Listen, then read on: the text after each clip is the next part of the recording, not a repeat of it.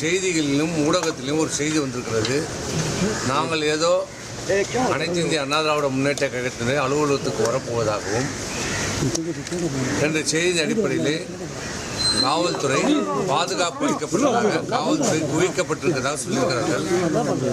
ஒன்றை சொல்லுகிறோம், இந்த ரத்தம் அதிமுக ரத்தம்.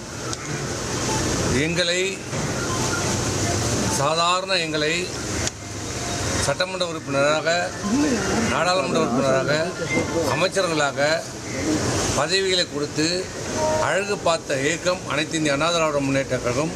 புரட்சித் தலைவர் எம்ஜிஆர் அம்மா அவர்கள் கட்டி காப்பாற்றிய இந்த இயக்கம், அந்த இயக்கத்துடைய கோயிலாக நாங்கள் மதிக்கப்படுகிற அனைத்து இந்திய அண்ணா திராவிட முன்னேற்ற கழகத்தின் தலைமை கழகத்தை நாங்கள் எங்களுடைய கோயிலாக நினைத்து கொண்டிருக்கிறோம். எந்த நிலையிலும், எந்த சூழ்நிலையிலும், எந்த காரணத்திற்காகவும் அந்த எங்களுடைய அனைத்து இந்திய அண்ணா திராவிட முன்னேற்ற கழகம் எங்கள் கோயிலான இந்த தலைமை கழகத்தின் மீது ஒரு தூசி படுவதற்கோ, எங்களால் அந்த தலைமை கழகத்திற்கு சிறிதளவும்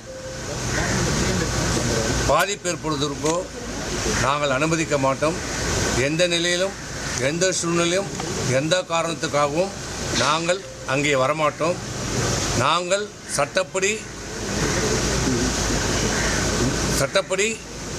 நாங்கள் அனைத்து இந்திய அண்ணா திராவிட முன்னேற்ற கழகத்துடைய உண்மையான தொண்டர்கள் என்பதை நிரூபித்த பிறகுதான் அங்கே எங்களுடைய கால் பதியும்.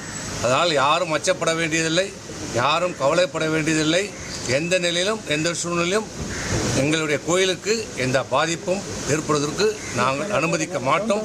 அப்படி ஒரு நிலை ஏற்பட்டால் எங்கள் உயிர் மீது தான் இந்த அனைத்து இந்திய அண்ணா திராவிட முன்னேற்ற தலைமை கழகத்திலே கால் வைக்க முடியும்.